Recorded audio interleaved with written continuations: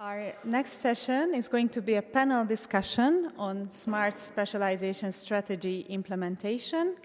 And I would like to ask the moderator of the session, Coen De Graaf from IDEA Consult, to introduce the panel.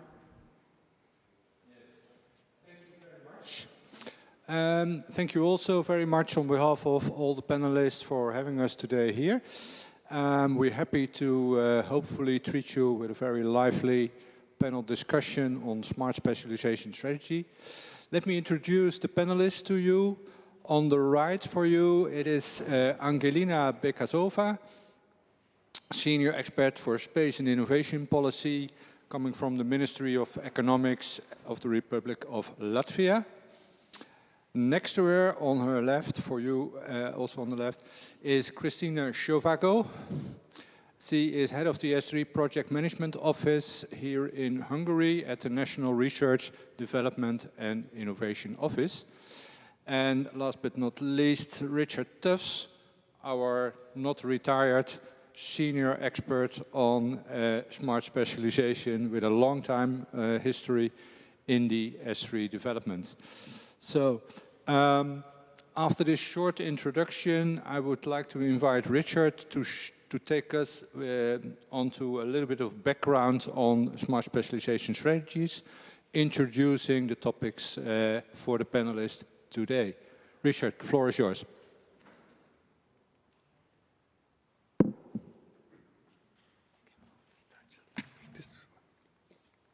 That's it, good. Thank you very much. First of all, thanks to the organizers for the invitation. And although we're supposed to be a bit secret on who we are, I think it's because I've got no institution or organization, I thought I'd just tell you a little bit about my background. I've been working in regional offices in Brussels for some time. I was the director of ERIN. Some of you may know the network, a very, very good network in Brussels. I was also a member, that John mentioned this, the early starting of smart specialization. I was a member of the S3 Mirror Group. I must say, when you talk about things which have been pushed through, there was Michel Londebasso from the European Commission, DG Regio at the time, and I'm pretty sure without him, there wouldn't be smart specialization. He was a leading light and very innovative and a good person to be with. Since I retired, and Koen very gently reminded me of that, we've been working on a thing called Friends of Smart Specialization. It's a very informal think tank. 3 colleagues who retired at the same time, interested in innovation, and we've kept going, and we're celebrating our 6th year at the end of this year. So we're still going. I'm also chair of the Smart Specialization Community of Practice Interregional Collaboration Working Group. Philippe Holstein, who's in the room, is a member of that, so welcome, Philippe. And also Wallonia, a colleague of the Wallonia region is there. And I'm also an external advisor for the UGRS University Alliance, and I'm very pleased to see that Klaas van Steenhuis will be moderating an event tomorrow on that. So it's a lot, we're a big family in smart specialization.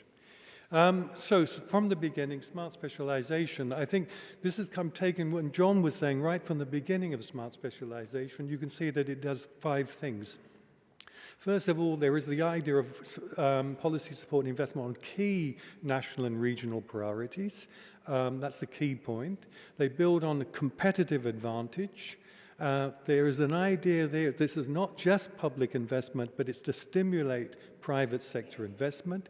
The idea is to get, we've talked about that a lot this morning, on stakeholder fully engaged through this entrepreneurial discovery process, triple, quadruple helix, even the quintuple helix people are talking about. And also the idea that it's not just an idea you would do overnight, it's evidence-based, monitored, and evaluated. So basically, very quickly, I think very simply, S3 Basics, it's place-based. That's important. It's in a region, it's in a territory. It has priorities. Those priorities are often developed through competitive advantage. And the other P is participation. And this is through what we call this entrepreneurial discovery process. And if I borrow a phrase from Michel Londebasso, it's not café para todos. It's priorities and choosing priorities. It's not everything. You make a deliberate choice of where your competitive advantages are. So what we're going now, though, I want to talk a little bit about how smart specialization may be changing from the beginning of smart specialization, as John said, from 2014 in the funding program, to what we're now facing, a new context, a new world in a way. And so we've already referred to this, the letter report, and this came out in March, and it's really looking at the single market, and very much is saying that, you know, things have changed dramatically. The EU's share of the global economy has diminished. We've got to do something about it. That's already been made. So the rules-based international order is seriously challenged. So this Mikel Irahu from Navarre mentioned this free open market that Navarre has. You know, we can exchange with everybody. That may change, as we know, with a leader of some new country coming up next year. So very much around this sort of EU success builds upon the pillars of free trade, but we're now being compromised, new thinking. The Draghi report, also mentioned today, is very much we have to refocus our collective efforts on closing the innovation gap with US and China. Some of you around the room might remember this was said in 2000 in the Lisbon strategy. I don't know if anyone can remember the Lisbon strategy. Some people are nodding. So it just shows you how old you are on that. So then we need a joint plan for decarbonization and competitiveness. And then we need increasing strategic economy, what you call security, and reducing dependencies. So we're in a new challenges and new thinking. And then we have of course, a new president of the EU, and the EU needs a European prosperity plan. Business is easier.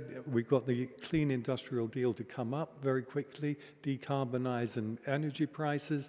We have to put research and innovation at the heart of the economy, boost productivity, and invest massively and tackle the skills gap. And that comes in very much in this sort of new thinking around smart specialization.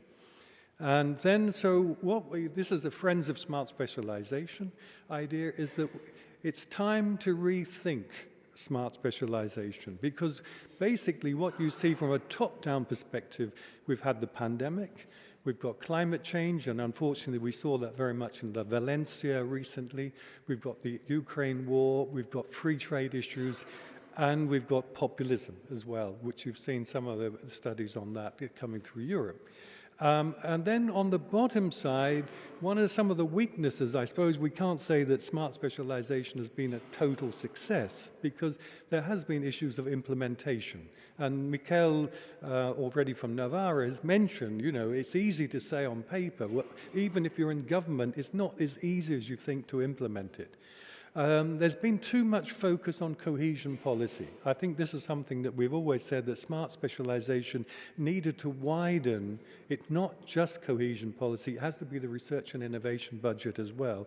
But that's been more difficult because there's money in cohesion, and of course it's been more difficult to widen smart specialization out of cohesion policy.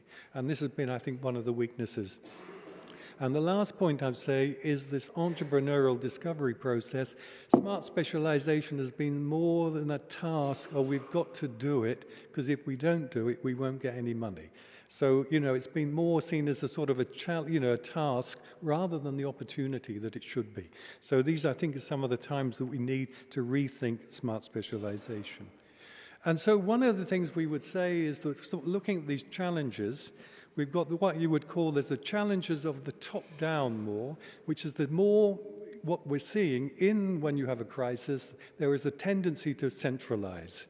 And here we see the EU policies we've already got, which is Green Deal and digital, but we now will see pretty clearly that we're going to have a new EU industrial strategy on industrial policy through Draghi and Letta, and we're going to have much more interest in strategic autonomy, and what is coming up now, much more security and what is more called dual use in research and innovation. From the place-based society, coming on the bottom up, you see that this territorial dimension is there, but of course we've always said that no one size fits all. That's always been the regional thing. Every region is different, and I think that's pretty clear that every region, every place is different. There are specific problems, and I put some depopulation, but I would mention that John Edwards is doing his bit to stop that. And we have development traps, we've seen that's coming up more and more. This is the work of Andrés Rodriguez Poz, who said, one of the areas is a lot of regions have stagnant growth, that they are not moving. And this is part of that sort of development trap that's coming up more and more.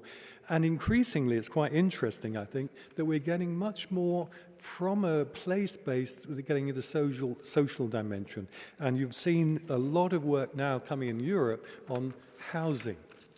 Need for housing, costs of housing, which is linked a little bit to the sort of what is Europe doing for me? This is kind of the sort of populist vote coming up. So we see really from our friend's position, we see very much a new role of smart specialization. And basically, you can see from the top, you've got a macroeconomic industrial strategy, but on the bottom, you've got a place-based territorial challenge focus. What are the challenges in my region?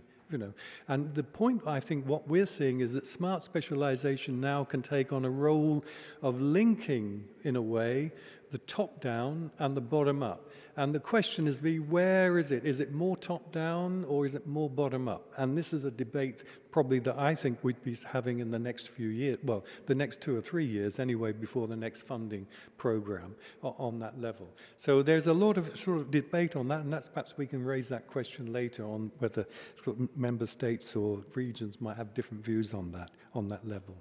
So I think what I'm then saying then is if we're moving to this new smart specialization potential, where you've got this mix of the top-down, then there are different skills within smart specialization, right? So this is, I'm not talking about, thought we were talking about skills in priority areas, but this is now thinking about how do we do smart specialization better? And it's pretty obvious now we need to have more awareness of EU and national industrial strategies. That's clear coming up there. More awareness of value chains and global competition. This is something now we know we're in a global environment, and it's no point just saying, oh, well, this is what my region does.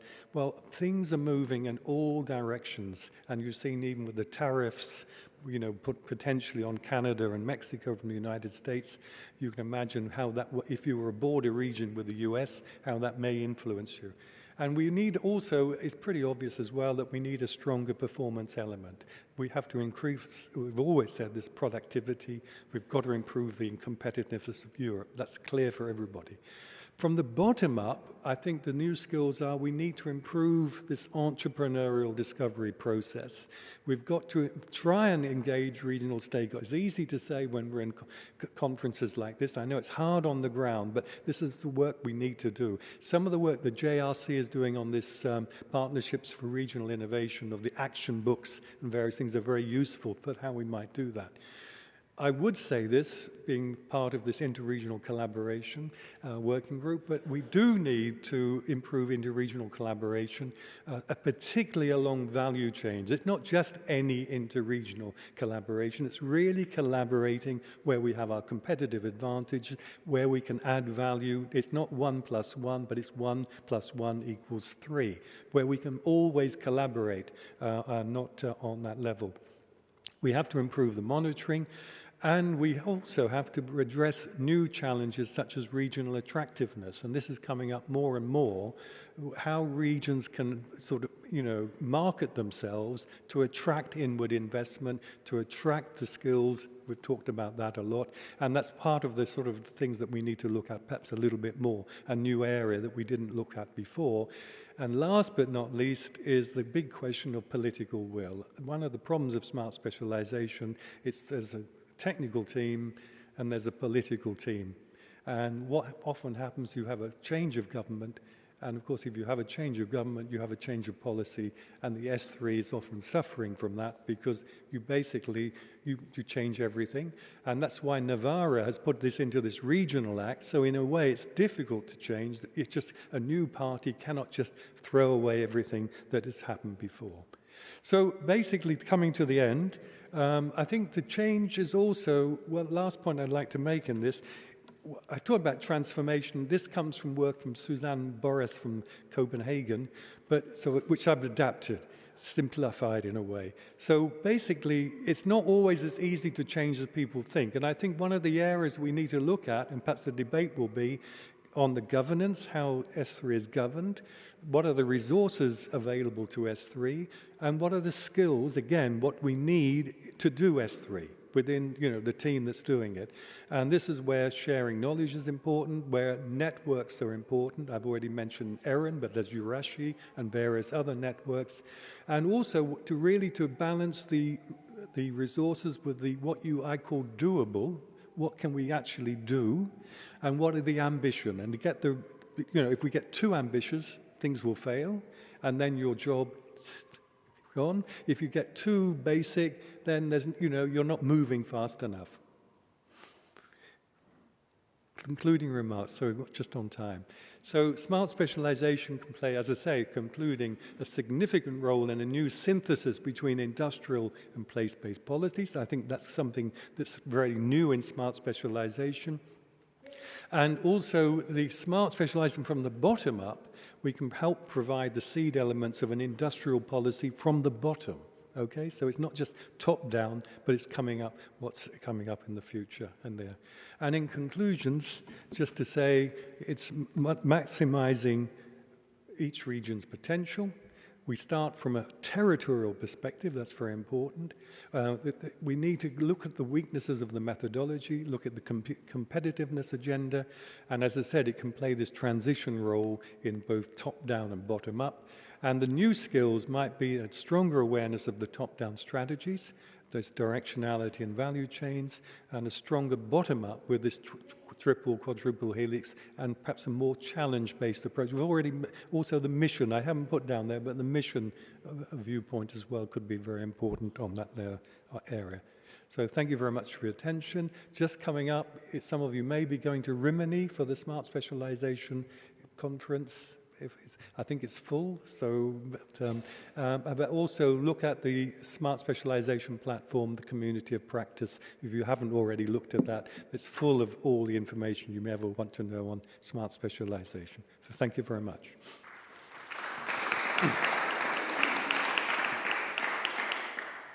Well, thank you, Richard, for your statements and insights, sometimes challenging, sometimes looking back and looking forward. And on the other hand, also very inspirational. I can confirm that the Rimini conference is fully booked. We from Idea Consult are one of the partners who are organizing that event and also providing the service on S3 Cup. But you might follow it online or afterwards read the documentation. Well, you showed us quite some insights, and I would like to invite the other panelists to reflect on that from the perspective of their current smart specialization strategy. So how could you reflect on this, taking into account the pros and cons of your current strategy? And maybe you want to react specifically on certain items of Richard's statements. Let me first ask you, Krisztina, to elaborate a little bit on your S3 strategy from your region, from this region, and maybe you can also address some of the insights of Richard. The floor is yours.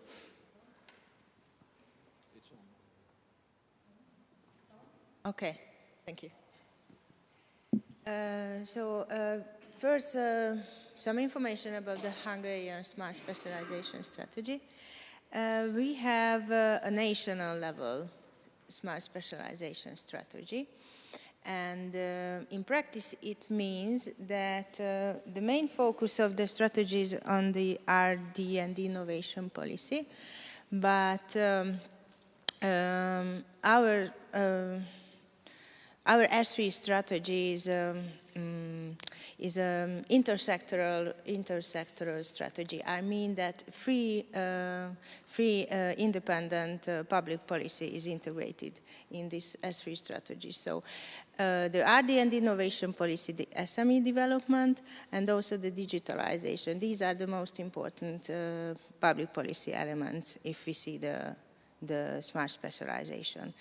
And our S3 strategy is an umbrella strategy. It means that the three public policy strategy have their own independent strategies, and we use the S3 strategy and the measures of the S3 to to strengthen the S3 goals. So the S3 strategy has no own independent measures, but when we planning, for example, a new instrument in the R&D and innovation strategy, we decide if it is useful for S3 strategy or not, and then we try to put these strategies together. So, if you had a chance, yes, what would you like to improve or change in your current strategy? We have started the midterm evaluation of this strategy this year. Next year, we try to refresh perhaps the S3 strategy, and I think we have the first experience now, and I think that one of the most important thing is that we have to strengthen the territorial elements of our strategy. Also, if we see the EDP and also if we see the priorities. We have 8 priorities and 2 other horizontal priorities in the S3 strategy. Perhaps it's a little bit too much, and these priorities are national. One of the biggest questions in the assessments, which we are preparing nowadays, that which is the perfect priorities. So we should, for example, one priority is the digitalization of economy. It's too general. What we should change on it? We should be more detailed, more focused. For example, digitalization of health industry or something like this, or at national level, or we should focus to one level, not 2 or not 3 level, and then choose the digitalization or the health. So I think this is the most difficult question for us, and this is the most important direction of the changing of S3. Thank you so much, because if we want to collaborate even more intense as we used to do in Europe, that can really help. So thank you for that. Angelina, I'm sorry. Can you tell us a little bit about the priorities in your S3 and how they relate to some of the challenges Richard already mentioned? Gladly. We like talking about our Smart Specialization Strategy and about our challenges. But for this, I'll need you to show my slide, if we may. Yes, it are at the end.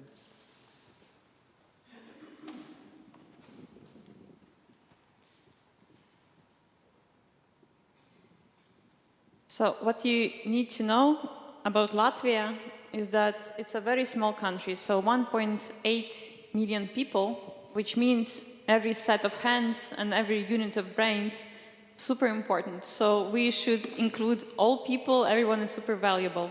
So we cannot, by strategic choices, limit people from their talent in the economy. So this is the enabling part.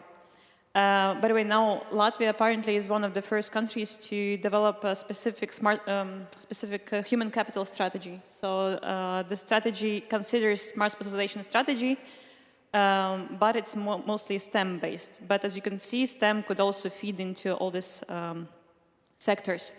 Then also Latvia is a country with a rich technological and scientific heritage, as all our countries. But in result, our economy, despite of being a very niche country, our economy is very wide. So it's always a challenge to quickly answer, what do you have? We have a lot, and science kind of is part of the culture. That's why when we talk about innovation, people think like we don't innovate because, well, everyone innovates and they don't even, it's a normal process for them. And Latvia was one of the first countries to start talking about deep tech entrepreneurship. So for already the 7th year, we organize a deep tech atelier forum and everything. So science plus business, it's our cultural thing, and we are very happy to see that it's gaining really momentum right now in the economy of the EU. So to develop our smart specialization strategy, there was a team of researchers who said, okay, let's divide our economy, our competitiveness, and our opportunity into 5 sectors, as you see on the slides. So knowledge-intensive bioeconomy, biomedicine, biotechnologies, smart materials, photonics, and engineering, so smart engineering, smart energy and mobility, and international communication technologies. Sounds as a very broad approach to smart specialization, but for us, this is like, for me, structure is everything. So it's like 5 doors for us, saying that everyone is relevant. So you can choose your door and find your opportunities there. And behind this door, you will find the business people active in this field, scientists active in this field. So that's how we help new initiatives develop, because it's well-structured logic of the future opportunities.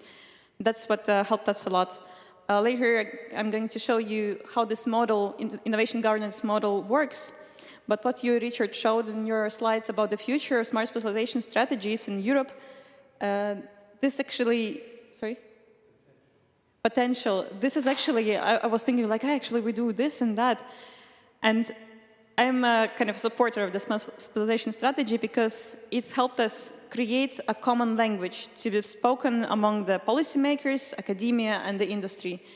The industry and academia apparently are very annoyed by the policymaker language. They're like, value chains, and then ecosystems and everything. So now they call ecosystems a jar of pickles, just a random word. So they're like, just let's do stuff and not to create labels. So this is a common language to speak within the country, with politicians, with our ministers, for example. They change quite often, but everyone sustains the story. It's very important for us not to have a new success story every 2 years.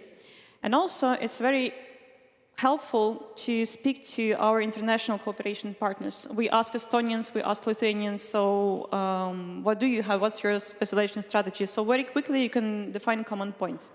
So, as we understand from feedback, in Latvia, smart specialization strategy was the most influential among all EU member states. We call this slide our Bible of innovation. So every innovation or research development, innovation policy planning document will talk about the strategy. So if it's so influential, it looks like it worked for us. Okay, thank you very much. Richard, the word collaboration and competitiveness already mentioned a couple of times. How would you emphasize or visualize the role of S3 strategies in increasing the competitiveness in Europe? Well, I think the key point is allocation of resources. Doing things most effectively and efficiently in the right place. So I think the key thing is, as you said, if you've got the 4 labs, you know that if you're concentrating your research, your innovation, and public and private investment in those areas, you know that in theory, anyway, that you are trying to be it's an effective system, and it should be more and more productive because they're gaining the skills. So the main thing really is the investment in the right area at the right time. And of course, we're talking today about skills, and so that's the key point, is also having the skills. But if you can build the energy in those departments, the skills will come. To a certain, I mean, I'm not an expert on the skills. Other people in this room are far more expert on that. But we've seen already sort of people talking about the way that we need to develop the skills in a way before, because there's no point having a smart specialization priority in an area where you don't have any skills. So there is obviously a link between having the skills and having the priority.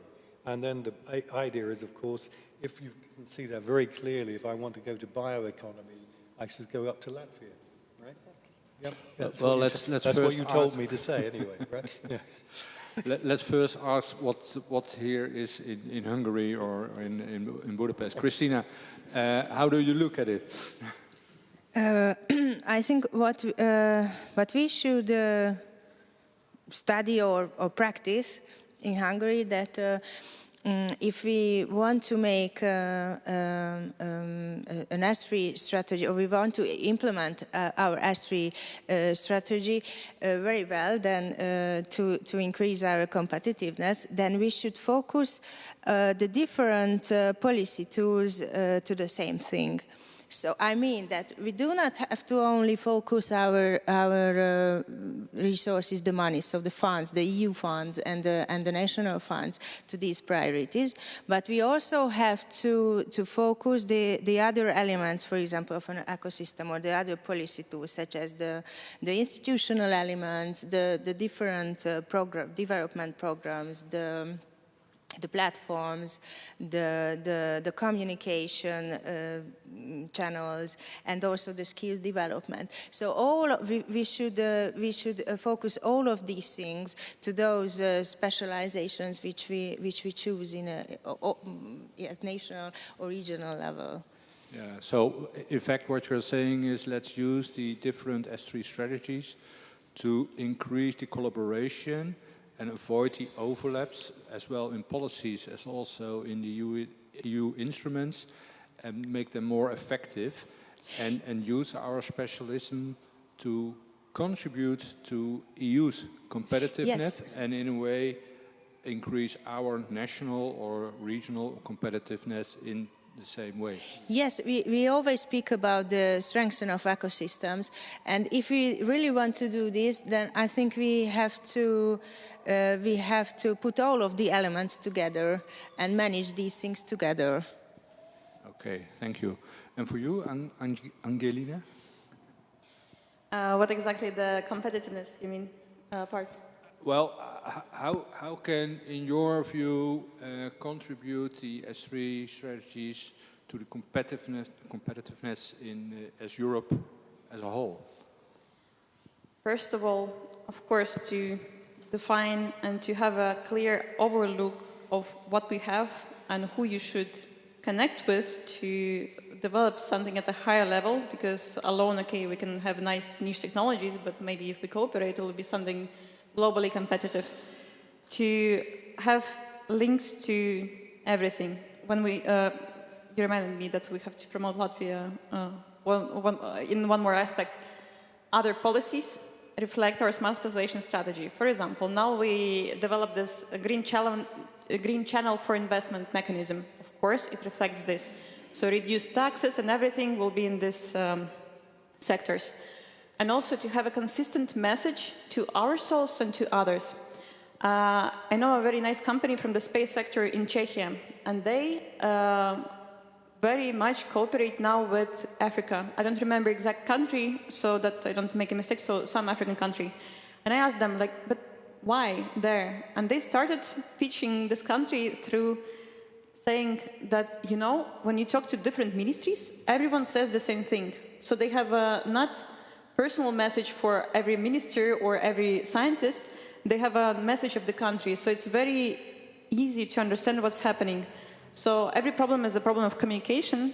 So maybe if everyone would have a harmonized approach to what we are saying, it will be much easier to really cooperate.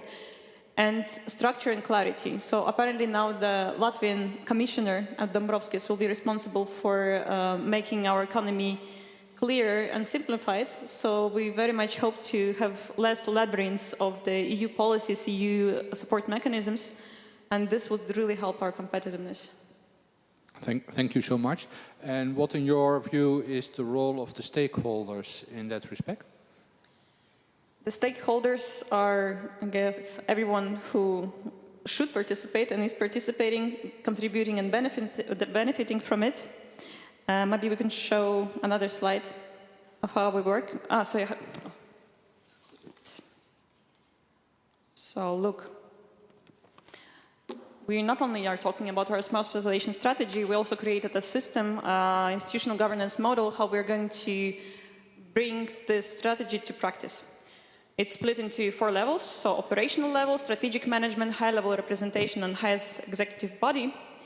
So everything starts with really stakeholders bottom-up, smart specialization strategy steering groups. I sit in the group which was responsible for ICT. So there, leaders of the economy, they were invited to sit and talk and define 5 strategies within our smart specialization strategy, okay? So it was very interesting to see, first, the industry and academia thought like, okay, this is a nice platform to criticize, to destroy ministries. So first, the first meetings, we were sitting and hearing how horrible we are. Then we also shared how our life looks. Then everyone thought, okay, we have the same aim, and it's the same challenges. So let's think something together. So there are 5 strategies for these groups. Once we define concrete problems, concrete requests, we go to a higher level, strategic management level, where our ministers sit, the heads of agencies, and so on. So we decide on things. If we need to really change something, it goes to even higher level representation, when really the prime minister listens to it, ministers participate, if there should be some high level decisions to be made. If there are like practical decisions, a new law or something, cabinet of ministers. So we went through this circle only once. This system helped us show who should participate, what are the gaps of this cooperation, and how we could potentially solve it. So now communication looks completely different, and we finally speak the same language. So this, about the stakeholder involvement, this is the platform for us to involve stakeholders. So, in conclusion, what you're saying is it's very important how you choose your stakeholders, get the right people on board, and invite them to participate. And in doing that, you will create a common language and a common goal which you can go after. Yes, correct? But that's also our challenge. So if you ask about challenges, because those who are the most charismatic in how they talk, or the loudest ones, they would define the strategy's main points. Those who really do their job, and they don't have time to waste for it, we miss on these opportunities. So mapping is actually a challenge. So we try to proactively include people, and if we hear something, to really involve them. This is a challenge, and indeed, no research would do perfect mapping of all opportunities, of all the skills available, but we should think towards this direction. Yes, thank you. What about this challenge? How is that for Hungary, Krisztina? It's also a difficult part of S3 and the challenge in Hungary. Although this is one of the most important elements of a successful S3 to find the suitable person, those person who have the real information. In this midterm evaluation, which we are preparing nowadays, then we try to find those points of the governance of our S3, which do not operate suitable. For example, it can be the high-level management of the S3. So sometimes we say that the operational task are very important if we would like to go on with the fulfillment of the strategy. But if we do not have the real leader of the strategy, we cannot anything successfully. Yeah, I can imagine. So getting the right people on board in every meaning is extremely important. Yes. Yes. Thank you. Richard, when you look at all these challenges, and what is your opinion on what should we do and how should we contribute to the competitiveness of Europe? Well, coming to the challenges, I think one of the key things, and this has come out of our working group interregional collaboration, is the capacity, right? So everybody wants to, I mean, we would say, hopefully we're talking to the converted in the room, that everybody's in favor of smart specialization. I would hope if they're here, right? But I mean, the key point is that we're all in favor of this, and I think what you've shown there is very interesting. But do we have the capacity to do it? Because everybody's got something. I've got the day job, and then I've got to do smart specialization on Sunday or something. And so basically, this is one of the issues that we need to build in the future, and I think this is the review, is a capacity element that people have to be, in a way, not necessarily that there should be incentives to get engaged in a smart specialization process. And I think that's important. And one of the things which is also important about smart specialization, there is a clear methodology which I think you can share, because you can go to a region and say, well, what were your entrepreneurial discovery process? How did you do it? What were the priorities? And everybody can understand that they've gone through that process, you know, to a certain extent. They may have different, but you can still see stages, entrepreneurial discovery process. And I always come down to this sort of thing, what could we do? What should we do? What will we do? You know, and because there's a sort of an area that we can do everything, and then that we have to choose at the time, choose with the resources, the skills, the governance mechanisms that we've got to make sure that we can do it. So I think key message, I think, for me, is building the capacity into the system and making that clear, and that comes back to the skills, you know, by saying they have to have them. Yeah, that's absolutely true, and from an S3 COP perspective, I can only confirm that. We are guiding the thematic smart specialization partnerships in their efforts to become even more professional as they already are. And capacity is one of the big issues, to set free the right capacity, to put time and effort in the collaboration. And that is also what came out of this discussion today, that it's not collaborating for collaborating's sake, but it is collaborating in an attempt to contribute, to create added value from each partner in that collaboration to the higher goal and increase whatever it might be, either competitiveness or R&I or whatever. So it is about creating value by collaboration, means to an end. And choose the right people for that, create a capacity, develop the skills needed for that collaboration, but also talk to the right partners in your region to make sure that this collaboration also improves the economic growth of your region, because that's what your responsible is as well. And I see that Angelina wants to react on that. One more thing to add to European competitiveness is our speed of reaction to the global trends and our flexibility to really uptake the latest opportunities. And this wider approach to technologies really allows for this flexibility and to map this flexibility. Our life 4 years ago looked completely different. Our capacities in quantum, for example, I know that Hungary is also, what I see from the ecosystem, very active here. We had capacities historically in quantum computing or something quantum.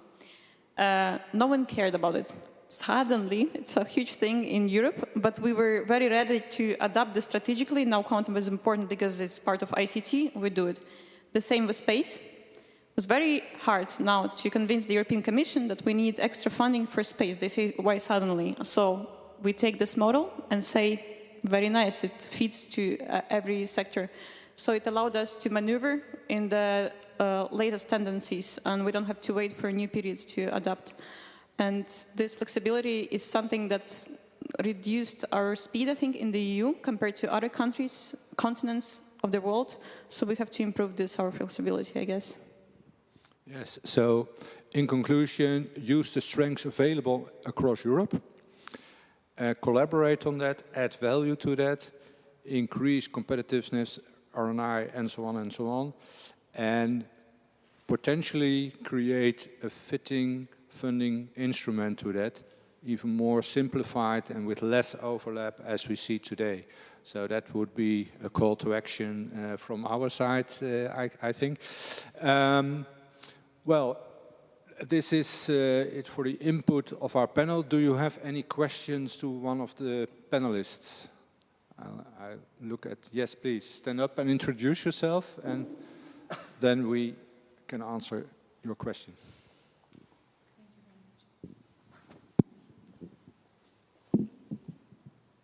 Thank you. I have a question to all the three panelists. I think it was very important that Richard mentioned capacities. And I would go into some details because we need to think about capacities of stakeholders. Either we can include policymakers into the group of stakeholders as well, of course, but it's good to mention, to stress the role of policymakers. And one aspect is capacity of all these actors to come up with a place-based, promising, fruitful, hopefully fruitful strategy. But it also depends on funds available for regional policymakers. It also depends on decision-making competence. And funds and competence, decision-making can be rearranged, redistributed easily and relatively easily and quickly. In terms of building capacities, that takes time. And in countries which used to be or still centralized, historically being centralized, and therefore policymakers at the regional level doesn't really have experience and knowledge because it has not been required for decades, then overnight you cannot develop those capacities, skills. And the same goes for entrepreneurs. In case they are accustomed to have relatively easy to win tenders and no competition outside the region or outside the country, again, it would be really difficult and time-consuming process to develop those skills. So if all these three panelists can, and also, of course, it depends on the political structure, whether it's a federal state or not. But my hunch is that it is not without reason that Hungary has a national level S3 strategy. I remember that the previous Czech S3 strategy also specifically said that we focus on developing skills and capacities at a national level first, and once we have that, then we can go to develop more appropriate or more genuine place-based strategies. Okay, thank you for the question. Thanks. I will give the floor to the panelists to answer. Krisztina, maybe you first.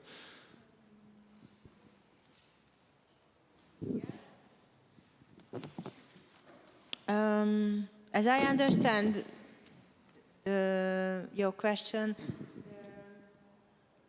capacity in Hungary, if we are speaking about capacity, then I think the most important thing is to speak about the stakeholder capacity. So I mean to find those people also from the business sector and from the government sector and everywhere. Those people who have the interest and who have the obligation to their own territory or their own aspect, because they are those people who can influence the decisions and the S3. And if you understand the number as capacity, then I think not the amount of these people is the most important, but those things that we should find these persons in every sector. Quality for quantity. Yes. That's what you're saying. Thank you. Maybe your perspective, Angelina, from also a region which is also a country and has one S3. How quickly can you build capacity? But what do you call capacity when we use the word capacity now? Capacity in terms of people having time to do something, being able to do something, or having resources to do something, or everything together? I think everything together. Okay, so yes, to be effective. Since it wouldn't be some random strategy like smart specialization, so it's easy to argument why it is needed, because it's reflected in all strategies. Yes, the matter of time, but well, life is life. You just have to work. And yes, there are people to introduce into the system. Once they know the system works, there is interest, and interest will define capacity. So since there is demand and some success stories of how the system works, here is the capacity. if I still understood the word capacity in this context right. Yeah, thank you, thank you. Richard, you're nodding and you are urging to... No. Well, thanks for the question. And I think one of the points I put up on a slide was that to build this capacity, you need these three elements of good governance, enough money, and skills. That's the first point. The second thing I think is, one of the clear things is return on investment. So, why am I putting time into something? I don't know what's going to happen. So I think you've got to be able to show the return on investment of this, putting the time in. The problem is the word time, because as we know in economic development, it doesn't happen overnight. And you can sort of say, well, this started 10 years ago. I remember starting with nothing, Remember on the Mirror Group, we started in 2012 on smart specialization. Did anyone think we'd be here today? So the question is, you've got to put in the time. And I think one other question is quickly making a clarity of very much an analysis of where we are and where we want to be. Where do we want to go? And what are the skills and the things that we need to put, if we're going to get there, what do we have to take with us? And I think this is the question of capacity, but I take your point exactly. It's probably one of the weaknesses. The theory is good. The practical problems of getting everybody on board are more difficult. Yeah. Thank you. We have room for one more question. Is there any question from the audience?